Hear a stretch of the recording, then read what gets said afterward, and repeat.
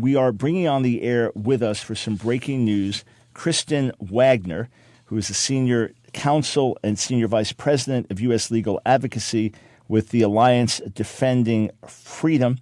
In this role, she supervises a team of more than 50 attorneys and legal staff who specialize in constitutional law and focus on religious freedom, sanctity of life, and marriage and family. Along with Kristen is Baronelle Stutzman. She is the sole owner of Arlene's Flowers in Richland, Washington, has for her entire career served and employed people who identify as homosexual. Despite this, the ACLU and Washington Attorney General allege that she is guilty of unlawful discrimination because she acted consistent with her faith and declined to use her creative skills to beautify the same-sex ceremony of a longtime customer, Robert Ingersoll, and another man, Kurt Freed. She's been threatened not just with the loss of her business, loss of her livelihood, even her own funds have been threatened. There was a major ruling about this today.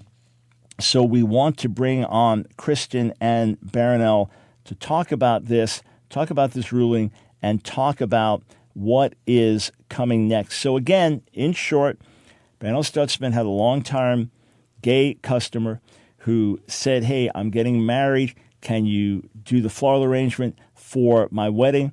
And she took him by the hand. She's a woman in her 70s, a grandmother. She took him by the hand, and she said, hey, I can't do this. She says the hardest thing she ever did. And then they continued to talk because they were longtime friends. He was a longtime customer. Continued to talk about the wedding and who's going to walk him down the aisle. A whole bunch. This is someone she served and cared for years, but in conscience as a Christian could not use her creative gifts to put together a floral arrangement for something she didn't believe in.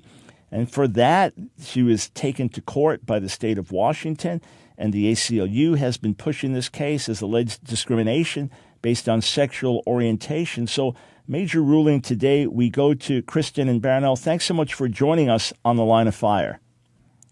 Thanks for having us. I've given the background for our listeners. And Kristen, we've just got a short segment here. Then we can talk a little bit further when we come back. But what happened in court today? Where do things stand? What's the significance of the ruling? Well, we're deeply disappointed with today's court's decision. It was from the Washington Supreme Court, and the court essentially said that Baronelle cannot live out her faith in the marketplace, that she will be forced to have to create artistic expression that violates her conscience if she wants to maintain her business and even her personal assets, because the state and ACLU have sued her personally as well as her business. All right, so this is not a matter of serving a gay customer. This is a matter of using her creative gifts to participate in a same-sex wedding ceremony, which she can't do in conscience. On what basis have they gone after her personal assets? They're misusing a state statute that would allow them to impose personal liability. It's vengeful and punitive, and it is shocking, really, that one decision, she served him for 10 years, so it's not about service. She served this gentleman for 10 years. She considered him a friend and did all kinds of arrangements for him, but she couldn't participate in the wedding ceremony itself. And what's at stake is that all Americans, all of our rights are at stake. Our right to live and act consistent with our convictions and live in the marketplace.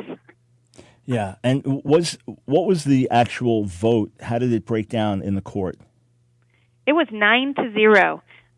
The Washington Supreme Court and Washington in general is an extremely liberal leftist court. And the ACLU knew that when they filed the lawsuit. It was a lawsuit that they placed and filed. Extraordinary. Friends, this is chilling.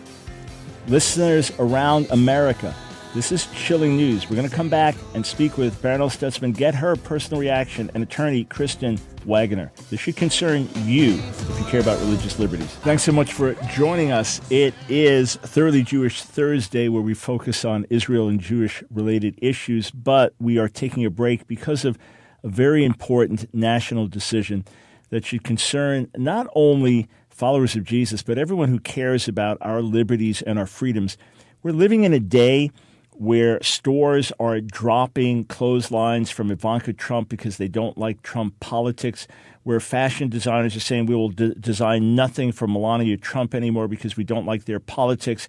And they're being celebrated by Americans. Yes, that's the right thing to do. We don't like the Trump politics.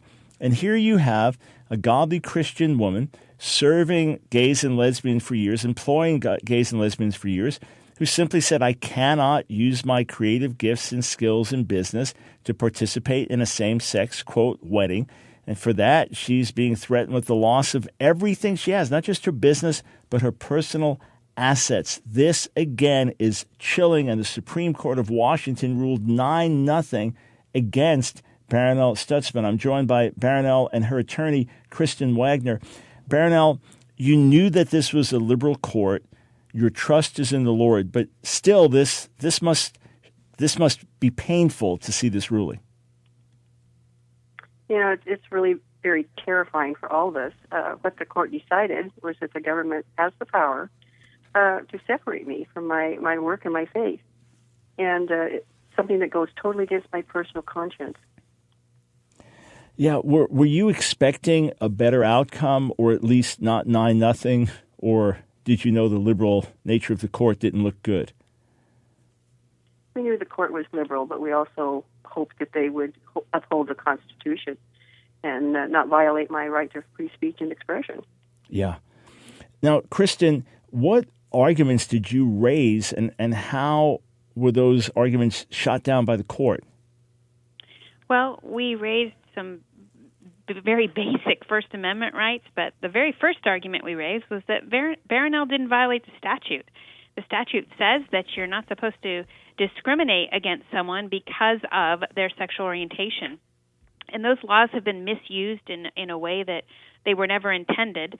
But Baronelle didn't discriminate because of Rob Ingersoll's sexual orientation. She served him for 10 years. She knew he was gay. He knew she was religious. And they worked together just fine. She declined an event, a marriage ceremony, and that was why she made that decision. So she didn't violate the statute. But we also argued that even if the court were to find that, she has First Amendment freedoms that have to be protected, and they trump any state statute. Those First Amendment freedoms exist whether or not you're a business. The Constitution protects her right of free speech, the right of creative professionals to promote messages and produce art that is consistent with what they want to produce and not against their will. And then the free exercise of religion.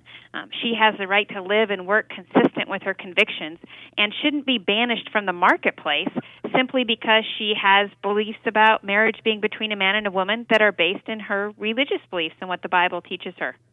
Now, you always get the argument, Kristen, well, what if she said that she wouldn't participate in a wedding because she didn't like blacks? It was a black couple or an interracial couple, and should we tolerate that? You hear those arguments all the time. How do you respond? I think it's an intellectually dishonest argument. It's an attempt to shut down debate and to bully people. To compare the subjugation of African Americans and what they suffered for hundreds of years to Baronelle's loving, kind conversation and service of this gentleman for 10 years, it's absurd. Creative professionals shouldn't be forced by the government to create custom work for a religious ceremony that violates their religious beliefs. And the fact that she, is not only going to lose her business potentially, but her home, her retirement, her life savings, because she referred a longtime customer, it should alarm all of us because all of our freedoms are in jeopardy if they can do something like this to Baronelle. Right, and you would think, okay, you've got an older woman, you've got a grandmother, you've got someone that served the gay and lesbian community for years. You're not talking about some right-wing extremist, internet radical or something stirring up trouble. That, again, is what makes this all the more chilling.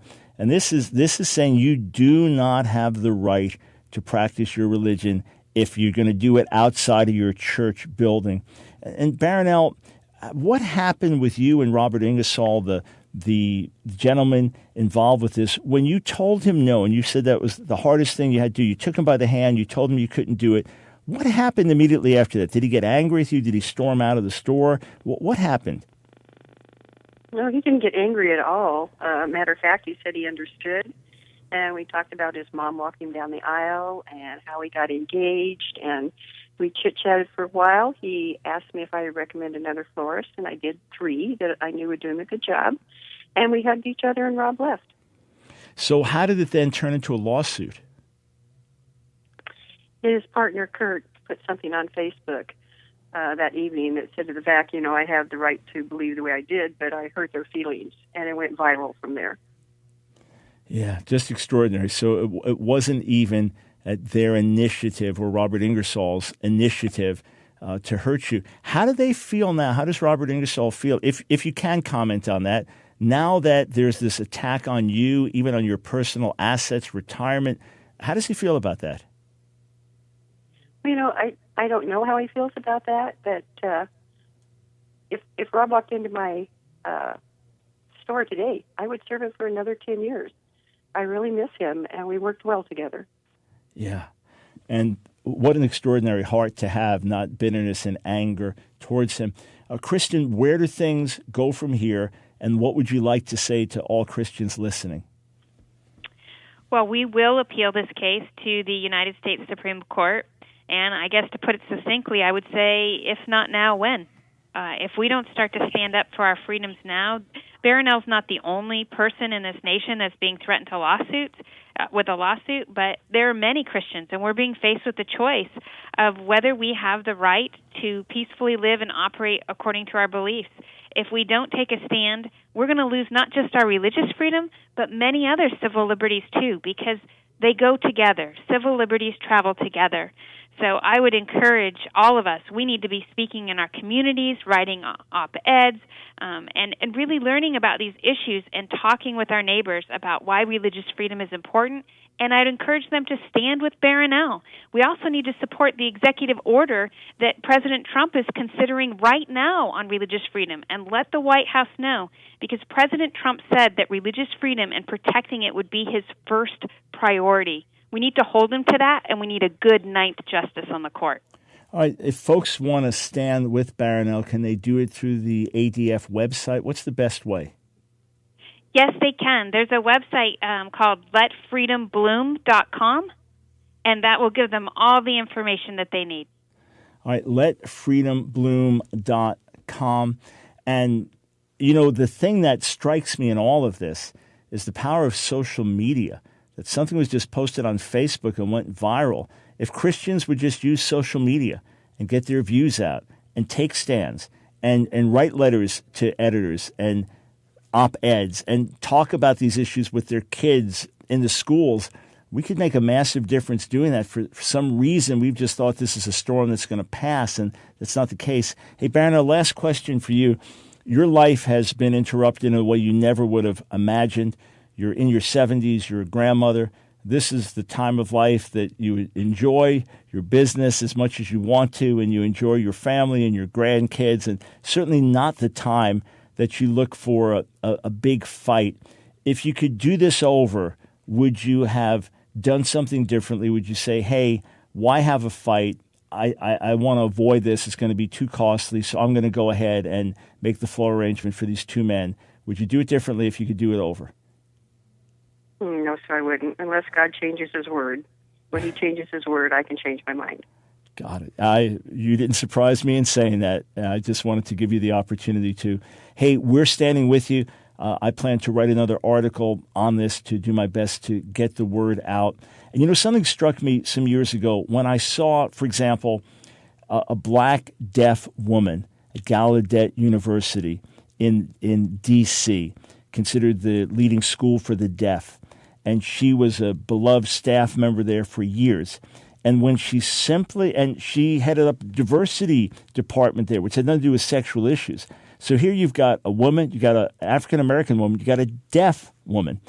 And when she simply signed a petition with her husband in Maryland at a church service saying, please let us vote on redefining marriage. We don't want elected officials to decide. We want to vote on it. When word got out that she had done that, when a lesbian professor saw that her name was listed, when a gay newspaper published it, that got to the school, that got to the president, and she was relieved of her duties. It was months before she was brought back after an outcry. And I thought, if someone like that can become the bad person in this, and she can be bullied, what have we come to? The same with you, Barronell. If you can be bullied and people are standing with the bullies, what's happening to our nation? Hey, there are more with you than against you. Above and beyond that, God's with you. We believe we're going to see these things turn around, and you're on the front lines. Thank you for taking the stands that you have.